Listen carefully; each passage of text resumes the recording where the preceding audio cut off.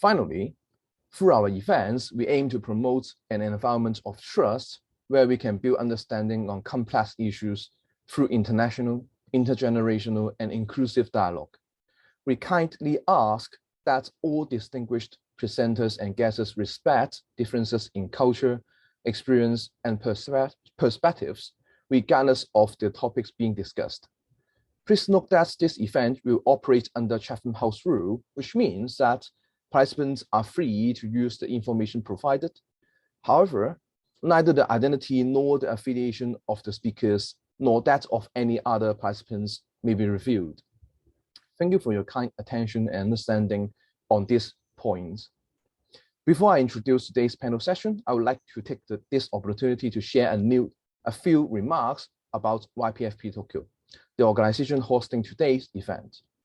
YPFP is a global organization that has been working for nearly 20 years to build the next generation of diverse and passionate leaders through career-building programs, engaging events with a global community of peers, and opportunities to elevate voices through research, writing, and publication. Tokyo is the newest YPFP branch and the first in Asia, reinforcing a commitment to truly global leadership, providing a lessons of engagement for scholars, students, professionals, and thoughtful leaders across sectors. YPFP Tokyo connects people from around the world with those in and interested in Asia. We are pleased to join our international sister branches in New York, London, Washington, DC, Toronto, San Francisco, and Brussels in bringing such opportunities to the promising young people of Japan and Asia. We are a membership-based organization and we accept new member applications on a rolling basis. While today's event is free and open to the public, we offer an exclusive program of benefits to our members. If you are a university student, a young professional, or someone interested in contributing to these groups, we encourage you to visit our website to learn more about our organization. We look forward to welcoming you at our future events. For today's event, the theme is Civil Society for Youth Empowerment in Japan, which is one of the launch event series of young professionals in YPFP Tokyo. We are delighted to have an outstanding group of leaders from international organizations, NGOs, and other civil society organizations together to share their insights on the power and impact of youth in Japan and beyond, to discuss the issue in the era of COVID and in the light of the post-COVID society. Unwittingly, we are stepping into the third year of the unceasing spread of the COVID pandemic. The unprecedented situation strikes our lives, reshapes our living style, and even became a coolant or catalyst to social movements and civic participation in some societies. It is the reason for the state to cease or to terminate ongoing civic and political activities, while it is also the reason for people to mobilize others to initiate new ones. Danger and opportunity. How far can we see and control? To the youths, they are one of the most affected groups in the society. Due to government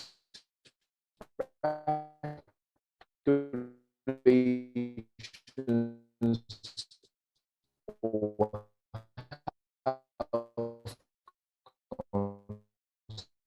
concerns, stay at home policies in your country, infection rate goes up again. Hence, some of the youths felt they are disconnected from their schools, their families, and friends, especially from the society. I break the same thing, in ways and opportunities to participate in the society, to reconnect with it. Yet, they have fewer resources as an individual. The impact may be more prominent in Japan, as she has comparatively adopted more stringent and enduring containment policies that facilitates their empowerment in this era. How can multiple stakeholders, including governments, business, and civil society, to work together to support youth empowerment in the post-COVID society? Without further ado, it's my pleasure to introduce the keynote speaker of today, Mr. Yamazaki Rajan, Valencia, Mr. Rajan is the Director of Certificate MPO MINET and the Deputy Representative of the Multicultural Youth Project. Multicultural Youth Project is a project that offers career and study support for children with connections to foreign countries and to promote multicultural conviviality in the Japanese society. They also provide information such as university which offer entrance examination for students with foreign roots and share the experience of these students in their career development. Rajan, the floor is yours. はい。皆さん、こんにちは。聞こえますでしょうか？はい。では、画面共有させていただきたいと思います。はい。見えますでしょうか？はい。皆さん、こんにちは。イベントに参加していただき、ありがとうございます。山崎ラジャン・バレンシャと申します。周りではバレンと呼ばれています。よろしくお願いいたします。現在、私は多文化 S プロジェクトの副代表と認定 NPO 法人多文化共生教育ネットワーク神奈川ミネットの理事と LINE AI コンパニーのフリーランスソフトウェアエンジニアとして勤めています。私は12年前、家庭の事情で来日しました。日本に到着してから4日後、中学に入学しました。日本語は全く話せないので、先生や同級生が何を話しているのか全く理解できませんでした。先生が黒板で書いたものを一生懸命そのまま写しても、他の人に見せても読めないと言われていました。コミュニケーションなかなか取れず、当時は本当に辛かったです。幸いバスケット部に所属していたので、部活仲間と会話することがありました。ジェスチャーを表現しながら片言で会話していました。日本語の勉強は部活後の公文と週に1回、2時間の日本語の授業を受けていました。進学に関しては年に1回の外国につながる生徒向けの高校進学ガイダンスに参加しました。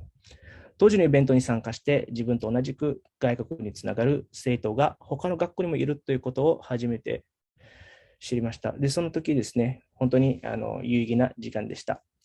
自分もですね、大学生になってからも、自分の先輩として自分の意見をシェアすることがありました。そうです。次に、多文化ユースプロジェクトの紹介に行きたいと思います。多文化ユースプロジェクトは、そうですね、多文化ユースプロジェクト、どうしよう、お待ちください。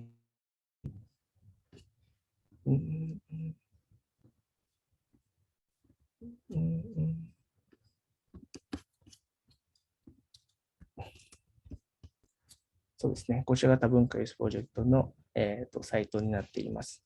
多文化ユースプロジェクトは多様な背景を持つ若者のネットワークを作り、外国につながる子どもたちの進路や学習支援を行う団体です。また、多文化共生を目指して社会に対する発信も活動の一環として行っています。外国につながる若者たち、高校生、大学生、大学院生、専門学生、短大生が主体となってやっています。高校生ミネットとして連携として中心に活動しています。多文化プロジェクトのきっかけは、現代表のワンシーセンさんがミネット事務局長の高橋誠樹さんに外国につながる大学生、短大生、専門学生の集まりはありませんかと尋ねたことからでした。2019年10月頃、あるミーティングに招待されました。外国につながる大学生を集めて、高校生向けのイベントはないかと聞かれていました。やるかやらないかは最終的な判断は私たちの学生の方にありましたが、何やるのかをあやふやなままで多文化プロジェクトを立ち上げました。その後、神奈川国際交流財団から助成金を受け、団体の活動をスタートしました。イベントをいくつも開催しましたが、参加者は少人数でした。内容を変更し、またイベントを行おうとしましたが、コロナがやってきました。その結果、予定していたイベントが中止になりました。で、その時にですね、企画書で書いて、助成金を受けるための企画書で書いていたものが、実行できなくなったので、助成金をどのように使うのかを、悩んでいました。そこでですね、高校生向けの大学進学ガイダンスも中止になっていたので、私はその多文化ユースのメンバーと一緒に、進路体験を集めて発信しないかとメンバーに提案しました。私の進路体験をはじめ、他の人の進路体験を集めて、一つの記事で全ての進路体験をリンクさせました。で、そのリンク、こちらになります。そうですね。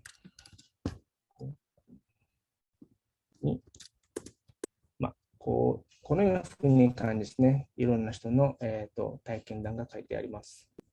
もちろん英語にもあります、ね。英語も、ございます。日本にそれでですね、次に行きたい。複数の記事を、扱うので、誰が編集したのかがわからない問題や、振り仮名が振られてない問題、そして多言語ではない問題が、さまざまな問題があったので、日本語の理解が不十分な生徒には、読めないという問題がとても、にぶつかりました。これらを当時はワードプレスが人気だったんですけども、今でも人気だと思いますが、ワードプレスでそれらを実現するのは不可能と考えたので、一人でゼロからシステムを開発することにしました。サーバーの立ち上げ方から始め、多文化プロジェクトのメンバーの効率をどのように上げるのかを常に考えていました。皆さんは大学生ですので、数分とか、短い時間でどのように貢献できるのかを考えていました。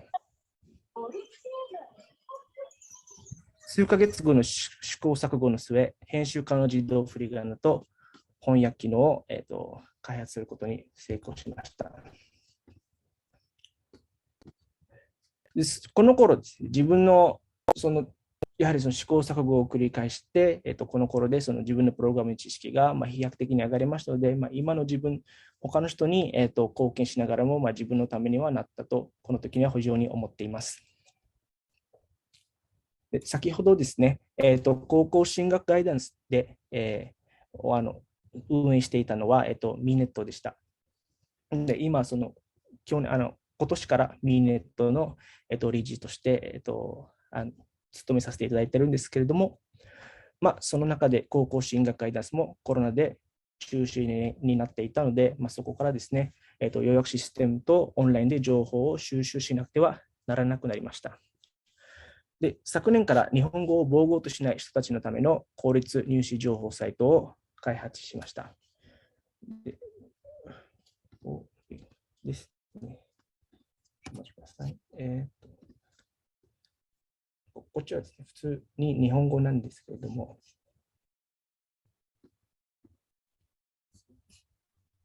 そうですね。こちらにさまざまな、情報とかが、高校に、入学したい、中学生のために、情報が載ってある、サイトになります。あと、こちらにですね、ちょっと日本語で申し訳ないんですけれども、こちらですね、在留、日本に来てその何日なのかを数えなきゃいけないんですけれども、そこでですね、うろう年を数えないで、その募集要件に当てはめるかどうかを、計算しなくてはならなくなりました。で、その時はですね、手動でやってたんですけれども、ここで、まだ去年からできたばかりですけど、今は自動的に計算することができるようになりました。でこちらもですね、こちらで開発したサイトは、知らない間、文部科学省の運営するサイト、カスタネットにも、掲載されました。このサイトは神奈川県の高校のみを対象にしていますので、他県に住む中学生は高校入試の情報を取得するのは困難です。本来は、自分が開発したサイトは他の都道府県にも、あるべきだと私は思っています。で前述したように、たくさんのものを開発してきましたが、最初は、全然できなくていくつもの失敗をしてきました。しかし、新しい団体かつ IT 知識があったのは、新しい団体の中に IT 知識があったのは自分だけだったので、何かを間違えたとしても、失敗として見られてなかったっていうのが、とても楽でした。失敗しても自分のスキルを磨きながら他人に役立てることをできるような環境に若者が遭遇していれば、自分の能力やスキルを比較的に伸ばせると私は体験しました。外国につながる若者は年々増えています。現在は多文化共生という言葉を耳にすることがあるかと思います。あらゆる情報は多言語、または振り仮名付きであるべきだと私は考えています。多文化 S プロジェクトをはじめ、多言語と振り仮名付きの情報がこれからも普及することを、願っています。もちろん願うだけではなく、この経験を生かし、安く、早く、かつ正確にそれらを実現するシステムを開発していきたいと思います。私の経験上はですね、この安く、早く、かつ正確はですね、この3つの条件同時に揃えるのはとても困難ですね。技術的な量で結構難しいです。で、これを実現したときには、また言語が当たり前の社会になってくるんではないかなと私は思います。多言語が情報はもちろん、進路選択も支援する必要性があります。ビザの種類が家族滞在の高校生は奨学金が借りられないこともご存知でしょうか。このことで生徒は進路選択を変更しなくてはならない立場に置かれています。当時ですね、今年も何回かですね、生徒が何々に行きたいので奨学金は借りられますかと聞くたびに、ちょっとビザが家族滞在できないと回答される瞬間は、複雑な思いを抱いています。こういった制度のために私は制度を充実するべきだと私は考えています。自分の話は以上です。すみません。ご清聴ありがとうございました。Thank you. Thank you for copious information and your share on this kind of issues. I believe it's a very useful information to students who want to study in Japan or students with foreign roots want to live in Japan. Yeah. And next, I would like to invite Ms. Saeko Mizuta, the founder of TCK Workshop and the co-chair of Families in Global Transition Japan, to deliver her contents. Families in Global Transition Japan is a welcoming forum for globally mobile individuals, families, and those working with them, offers insights and supports to families in global transition. In the time of COVID, I believe numerous families are being separated because of the broader measures introduced in different countries, and perhaps the most stringent in Japan. Saeko, please go ahead. Thank you, Helix. I plan to speak in English, and I hope that if I'm speaking too quickly or unclearly, if you can indicate in some way, I would like to adjust the way I speak. Okay, so thank you so much for the kind introduction. My name is Saeko Mizuta. I am founder and educator at TCK Workshop, which is an online tutoring company that supports children with multicultural background. We've taught about 1,200 students over the past 7 years, and they are typically children of Japanese expat families, international business owners, and foreign service families. We teach subjects and support children as they move countries, switch schools, build languages, grow academically, and overcome the psychological challenges of a global childhood. Yamazaki-san's speech was really, although it's a different version of the story, I felt very touched by his work because at its core, what's really important, I think, for a cross-cultural upbringing is to feel like you're not alone. Even when you do feel like alone, you're not alone in experience on a global scale. And I think being told that you're not the only one means so much to children of that background. So back to my point. I find I am also co-chair of FIGG Japan Affiliates, which is the Japan affiliate of a global NPO called Families in Global Transition, which was created by Ruth Van Rieken, who is author of the book Third Culture Kids. My work means a lot to me because I am also a third culture kid, which is a person who's grown up in multiple cultures and languages. I grew up in New York and Tokyo. I attended the United Nations International School in New York up to age 10.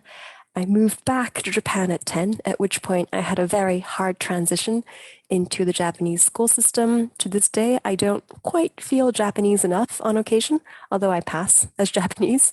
And I think, I find a lot of joy in my work of we teach subjects, but through studying, I think youth can be empowered to feel that with work, they can achieve, get better.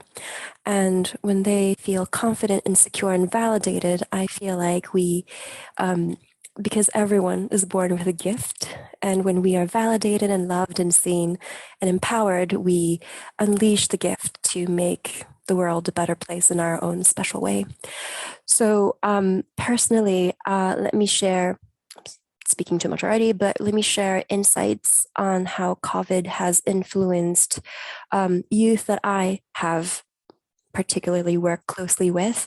So for youth who've been on international education paths, they either intentionally with intent, as in one student, he was studying at a music IB high school in Vienna with the hope of transforming music education in the world. He believes that music should not be a sidekick. It should be one of the main subjects that we all study. He was doing very well, working very hard, but he had to come back to Japan midway of his 3-year program, at which point he needed to switch many of his subjects. He had a selection of subjects at his high school in Vienna.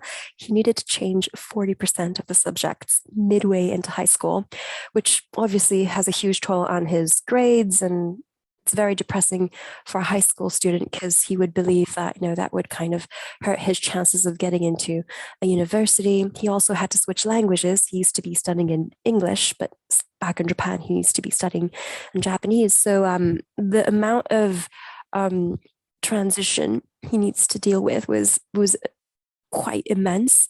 So there was a lot of discontinuance of educational opportunities and endeavors. He was hoping to do something. He had to stop mid-plan.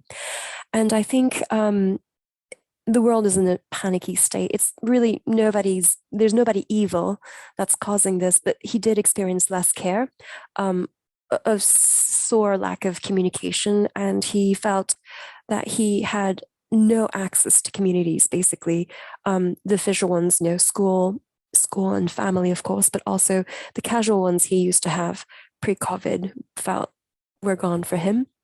And I think, and as he does the transition, I think the social discourse that he observes in Japan as well as Vienna, I think he felt that they were suddenly very conservative and fear-driven, and very far from the context that he had been leading his life in, which was, he hoped to make the world a better place through music. But suddenly, most of what he hears on media, or the impression he gets from the media, is based on fear and finding whose fault it is and whatnot. So I think it was a very tough time for him.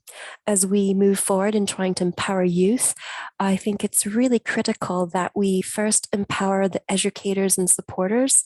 First, maybe the wrong word. We don't underestimate educators and supporters, because they feel very responsible, but are carrying a very heavy workload and very heavy responsibilities at this point. I think we need to be extra careful to raise awareness towards mental health and care for mental health. Youth have very strong reasons to feel that they need help in that sense, and it should not be a stigma to do so. Ideally, whenever we can, we should shift the social discourse to how do we cooperate? How do we comfort each other to find a way to cooperate, to find a way out of the situation and create a new normal that is better in the best way possible for all. Okay, a bit over time, but thank you for listening. Thank you, Saeko. Thank you for your very informative address on this critical issue about the youth development in Japan.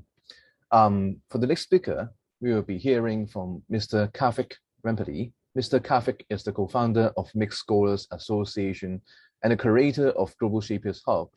Global Shapers Hub is an initiative of World Economic Forum, provides a network of inspiring young people to work together to respond to local, regional, and global challenges. They have a diverse team of young members with 457 local teams around the globe. shared and united by the values of inclusion, collaboration, and shared decision-making. Karthik, over to you. Awesome. Check one, check. Am I audible? Awesome.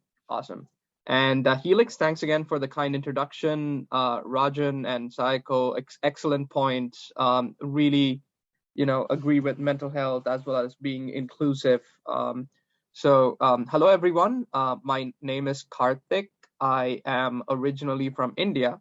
I came to Japan in 2015 on the MEXT scholarship program. So MEXT scholarship is Mombuka Gakusho scholarship. And I did my undergraduate from Tokyo Institute of Technology, like Tokyo Kogyo Daigaku. And I also got a Japanese language degree from Tokyo Gaigokugo Daigaku, like Tokyo University of Foreign Studies. So I currently work at a venture capital fund. That's my day job. There you go. So that's my day job. I work at a VC fund, but I do a lot of extensive nonprofit work as well. So as Helix kindly mentioned, I'm the co-founder of MEXT Scholars Association, and I also work with the World Economic Forum as a global shaper. So without further ado, let me just give you a quick overview of MEXT Scholars Association. So we started this in 2016 because I received a lot of help from my senpais, like all the senior students, and we wanted to pass it on, like we wanted to pass it forward. And it's not just because we're all studying in Japan and the scholarship, and we're all here on the same scholarship. It's because we're studying in Japan because of the hardworking taxpayers' money. And we are extremely grateful for it. And we wanted to give back to the Japanese society. And just to paraphrase this in Japanese, 恩返しのような概念をちゃんと意識してこの活動をしてます。And oh, by the way, I speak Japanese too. So if you have any questions, feel free to hit me up in English and Japanese. So we started with 3 goals in mind. 1, to engage all the stakeholders like Japanese corporates, nonprofits, students, the government, etc., to encourage the students to pursue more opportunities and have the best of their time in Japan and explore as many opportunities as possible, and to elevate the profile of the scholarship globally. Currently, we have 10,000 members, and we have partnered with more than 20 organizations and 12 different companies to help us in achieving the aforementioned goals. So just a timeline of how our activity started. Like in 2016 and 2017, when we just started, we found that there was a huge information gap between what the students know and what the students want to know. So we surveyed everyone from Hokkaido Daigaku, like the University of Hokkaido, to Okinawa Daigaku, like all the way up to Okinawa, and created a set of guidebooks that would answer almost all these questions exclusively in English. So just to give you a glimpse of what we built, can you see my screen? So these are all the guidebooks that we've written by ourselves, and these have been approved by MEXT. And as Rajan rightly mentioned, like doing things on a scale using tech, and especially if you have to give the right information to the people, it takes a lot of time. And if you check out, just a second, I'll talk about.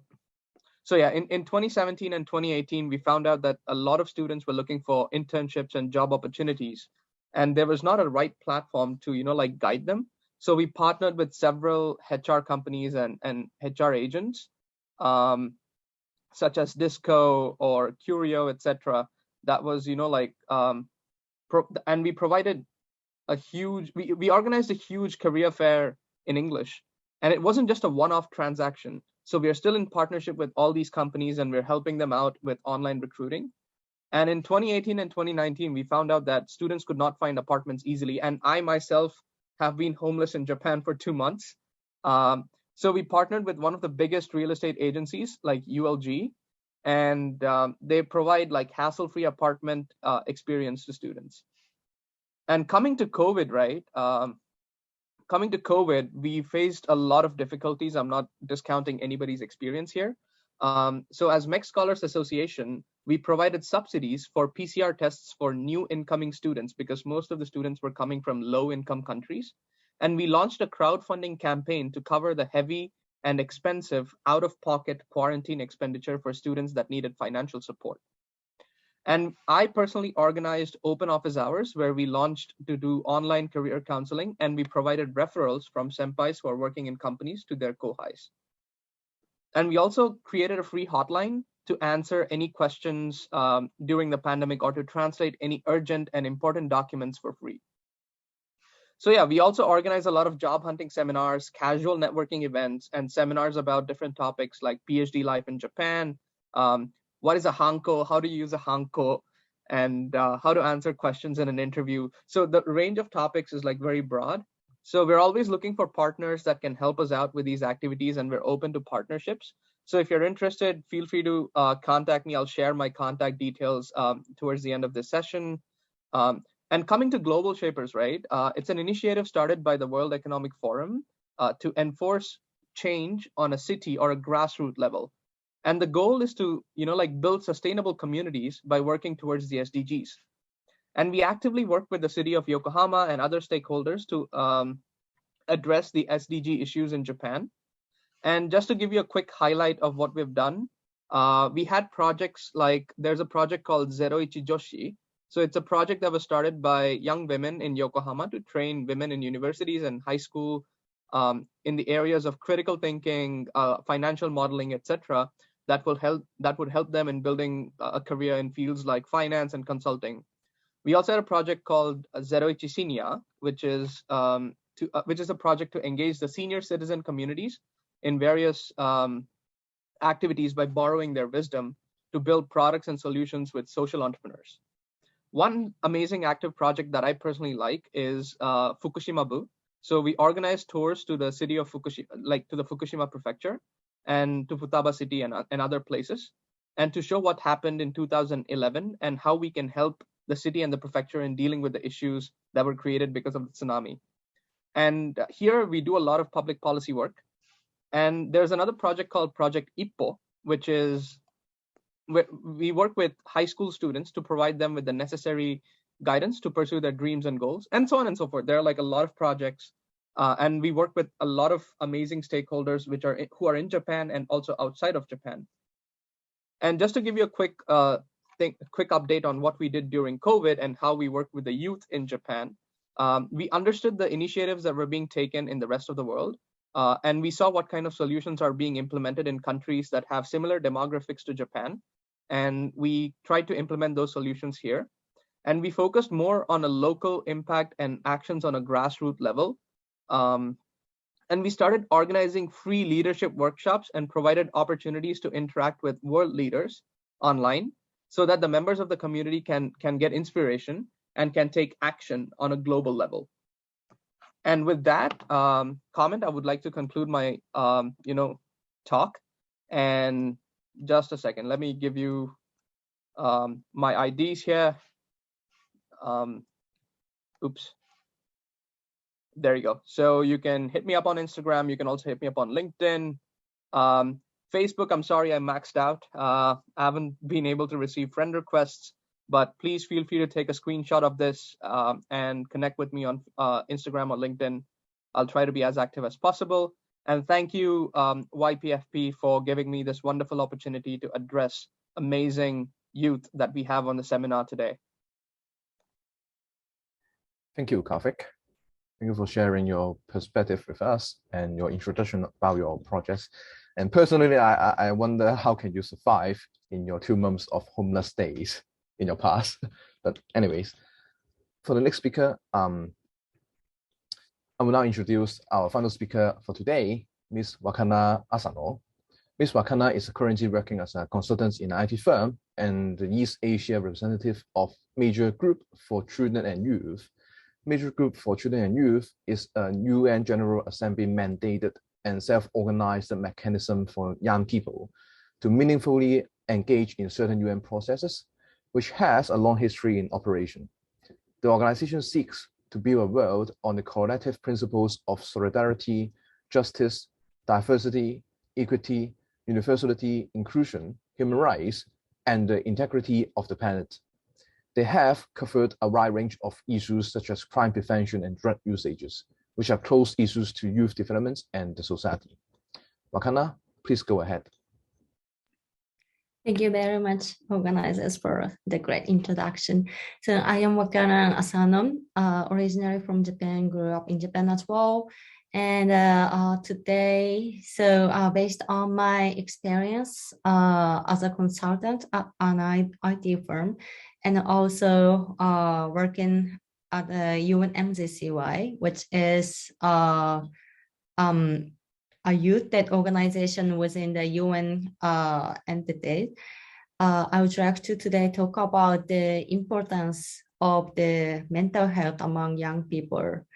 So I believe mental health is one of the most significant issues, pressing problems among young people and sustainability in our society. And we have to take the action on that. And this has been even strengthened because of the COVID-19 pandemic. So in my view, the issue is that as all of you know, the mind, our mental health is the basis of every single action that human beings we take. And mental health is so that very important, and we should not ignore the importance. We should treat this as much as possible. However, the COVID-19 pandemic has put young people under a very unpredictable situations. Like, for example, you will come up with so many ideas probably, so that, like, for example, we are not able to see those who we love, such as family or friends, or even some of my acquaintances have to change their short or midterm life plans. For example, they have to change the exchange program plans, or they have to give up to go abroad physically for their study or seeking for the master's degree and so on. And so that is, there are some practical examples that young people have got because of the COVID-19 pandemic. And these unpredictable changes, situations gives us very difficulties, and this is very, for sure, uncomfortable for us, young people, and this impacts young people's mental health. And these are my personal view, but at the same time, I would like to add a few points, some concrete statistics from some international organizations like OECD or World Economic Forum, that even some statistics show that the young people's mental health disorder impacts our economy. Like, we lose the GDP, almost 4% of workforce, or we have to spend the money or the social welfare system to heal the mental health among young people, not only young, but also the all age range of people as well. So that is the overview of the issue, and why I would like to advocate the mental health is important. So that I would like to call for some actions. So for example, the government, businesses, or civil society, including myself, should first recognize the serious impact of the mental health issue to the citizens and economics. And we should so that tackle to the mental health issue among young people by establishing, let's say, the human-centric mental health care services, or maybe we should develop an education program which is not popular right now in the society, so that we can strengthen the access to it for everyone, and also strengthen, educate the literacy toward the mental health and the issue, the importance of it, so that we can empower young people who are going to be the leader of our future and the society. So, and lastly, I would like to add what I aim to with this issue and action advocacy. Mental health is one of the most important aspects for young people's happiness and energy, which drives the changes and any actions in the society. Also, young people, we are the future of the society. As I just said, the driver of change, innovation, and sustainability. And we should be aware of the importance of young people's mental health. And we have to also work to overcome the current issues. So thank you very much. This is what I wanted to share with you all today. Thank you very much for listening. Thank you very much for your enlightening address, Wakana. All of our speakers today have delivered informative and inspiring views and information on the issue of youth and society in the age of COVID. The disconnection in this age may continue to exist for more than a while, as there are no signs for direct exits for the COVID pandemic situation. Yet, before we can draw a mark to the end of COVID, there is much more we can do now to prepare for and to facilitate the recovery and the empowerment of youth in the post-COVID society. And now we are moving on to the Q&A session. If you have any questions you would like to ask, please feel free to type them out in the chat box. Either in English or Japanese are fine. If you have questions for specific speakers, please indicate the name of the speaker in your question. And before there are other questions from our guests, I would like to ask a question to Saeko. And yeah, you have mentioned about that if we want to talk about the empowerment of youth, then we have to talk about the empowerment of educators and supporters. Do you have any practical suggestions or advices for the government or for organizations to how to empower those educators or supporters better than now? Because in my knowledge, I believe, in my perspective, I would incline to think about, for example, hiring more diverse teachers or education supporters from different countries in order to build a more multicultural or diverse education community in schools, which can help those students, whether they are Japanese or the foreigners, to accommodate to the internationalized studying environments in this era. So I would ask whether you have any practical advice about this thing. Thank you. Right, Helix. No, I love your ideas. Top of mind, I was more focused on short term, I realized. Thinking about my dear friends who are educators, I think this phase is past. Last year, I was hoping that they would be vaccinated earlier, as I wish that they could first, could be vaccinated earlier on so that they felt safe and that they could protect their own health and the health of their families as they were teaching in like a classroom setting. I also felt that this is very specific. Some of my friends who teach in universities, they have children, and when childcare is not available or limited in availability because of COVID-19 and the dangers, they are unable to work. So there's kind of this, they would want to work and they try to find ways to find support, which I think is an extra burden on them. I've also observed, well, this is more based on my mother, who also teaches at the college, the sudden shift from in classroom to an online teaching platform, I think was a big struggle for many teachers who were less tech savvy.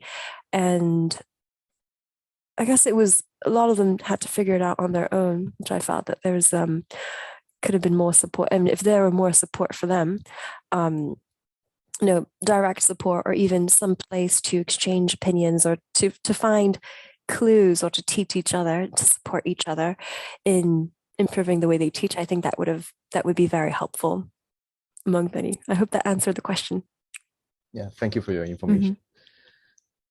And if you have any questions, please raise it out. Yeah, it's free to talk in this session. And Wakana just shared some information in the chat box. And if you're interested about the research findings, please access those materials. And I have another questions in a more general sense, like related to mental health, actually. So when the COVID pandemic arrived in this society, most countries and universities decide to adopt a digital teaching or digital workplace, style. It's like moving everything about our education or working stuffs on the internet through something like Zoom or Webex or something like that. And this kind of solutions is like a temporary solution to the situation, but it's not very supportive to all the students or all the workers, because they may feel like they're just treating with the internet. It's like not something unrealistic. And maybe it is a very traditional argument in society, like whether you think, believe or not, the digital technology or the information technology in this society is like tearing everyone apart from their lives and their works and their educations. The argument is that these technologies seem facilitating our works or our living styles. However, in some part of our lives, it reduces the necessity of us to connect with each other, as we can deal with all our stuffs online.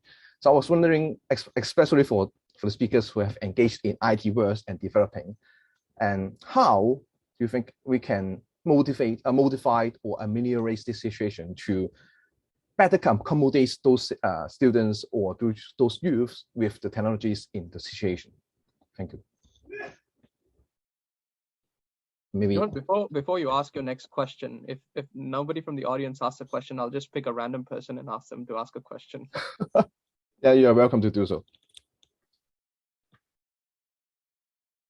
I'm hoping that the other panelists would have an answer for this too, but in terms of what was that? So in a setting where we need to be online in learning, I think something that I observe about my students is that giving them a choice and some flexibility in showing, giving them some flexibility in choices in submitting their schoolwork, I think is very empowering. It's a very, maybe a short-term fix rather than like a long-term structural change, because it's very hard to gauge. And if you, in a classroom setting where you had more rigid measures, like I want a book report by this date in this length, might have functioned. When you're at home, I think students are learning in very different environments. There's more diversity.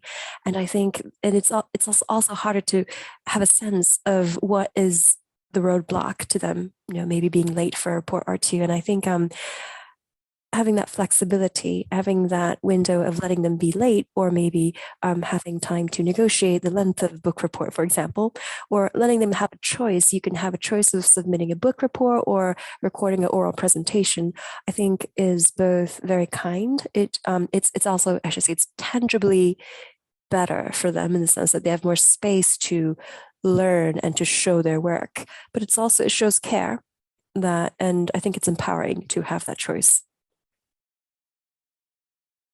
Actually, I agree with Saeko-san, and I think it's also the same even for work. As I have another job idea firm as a consultant, so the diversity is very important in terms of the workplace management and even the team management performance as well. However, the e-work, I think e-work is very good thing, which has strengthened during the COVID-19 pandemic. Just like Saeko-san has mentioned, to realize or to be more inclusive as a workplace, e-work allowed many of employees, including me, to work very flexibility in both its time management, time schedule, and even the geographically. And for example, the mothers, one example, if they have to take care of their children and they really needed to have some flexibility in their work, e-work made it happen. So, and also this kind of technology brings our workplace to be more flexible, diverse, and inclusive, so that we can invite more talented people. So just wanted to add one more point from the business perspective. はい、自分でもよろしいでしょうか。Yes, はい、 please. 自分ではですね、確かに最初に日本語とか来られたばかりの生徒には、やはりそのオフラインで、対面でやった方がいいと思うんですね、学ぶのは。で、ある程度自分で収集能力がある方々は、もうオンラインでやってもできると思うんですけど、まずその前のステップで、まず日本語をどうやって学べるのかっていうのはとても重要なんですよね。で、それを、今、支援者の方々とか、先生方々とか、今は近くで、一緒に、支援させていただいてるんですけれども、やはりその生徒を確かにフレキシブルにも大事なんですけれども、まず先生方の負担をまずそこから軽くすることから私は始めるべきだと思いますね。先生方は、結構コロナとかになってもちろん対応とか追われているので、まずその先生方に自由な時間があるとか、そういう余裕があることによって、それを実現性が高まるんじゃないかなと私は思っております。というだけです。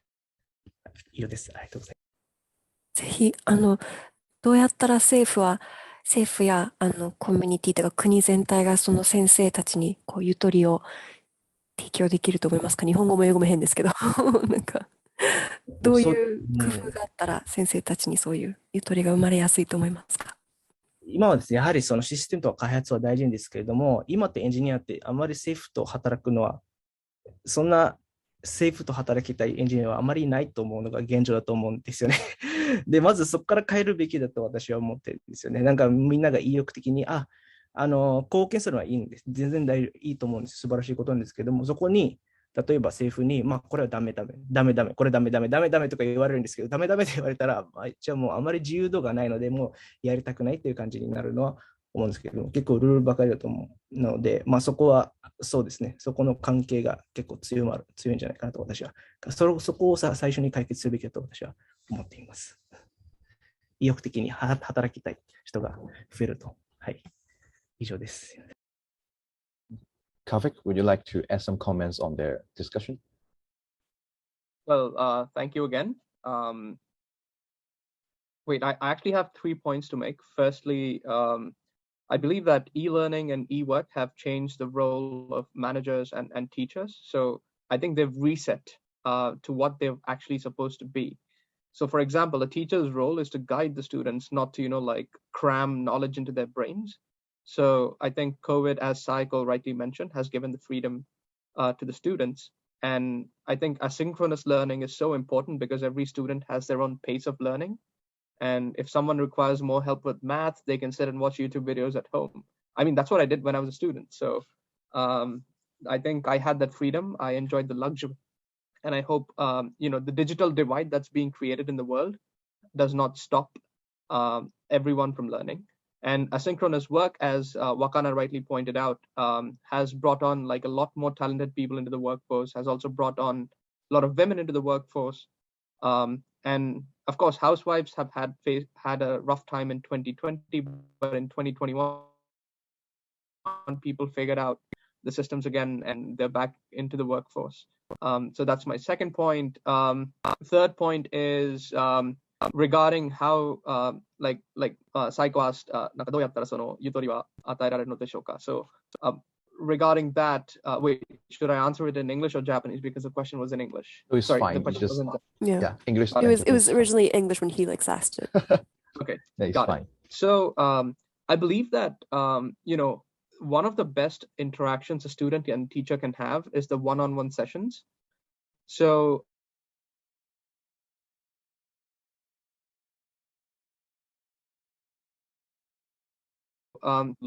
for teachers, where like a software like Calendly for teachers, where the students can just go book open office hours with the teacher and discuss one-on-one.